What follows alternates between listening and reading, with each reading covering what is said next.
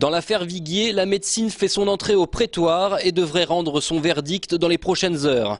Un verdict très attendu puisqu'il concerne l'état de santé de Jacques Viguier, accusé du meurtre de son épouse Suzy. Moi, je suis cet homme depuis le mois de mars 2000. J'ai pu me rendre compte au fur et à mesure de l'évolution des choses que son état psychique était ébranlé. À 11 jours de l'ouverture du procès, il est reproché à l'accusé de tenter de gagner du temps. Son avocat dément. C'est une crétinerie. Gagner du temps, ça voudrait dire quoi? Ça voudrait dire que nous gagnerions 3 mois, 15 jours, 1 mois pour éviter un procès. Je pense que ce serait une démarche inconséquente.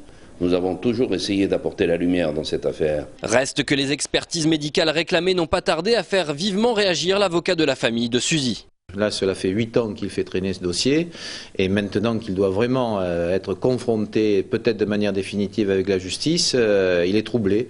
On peut le comprendre. Ce n'est pas de l'émotion, c'est de la peur, c'est de la crainte. Bien, la famille veut faire son deuil, donc pour elle, c'est encore un artifice, un de plus. Et il est hors de question, bien sûr, qu'elle puisse accepter un report dans des conditions qui seront à envisager en fonction des rapports d'expertise. La partie civile est dans l'expectative. Une fois les conclusions des experts rendues, ces derniers diront s'il peut ou non assister au débat. Ensuite, ce sera au président de la cour d'assises de la Haute-Garonne de décider, même si la présence de l'accusé paraît indispensable aux yeux de tous.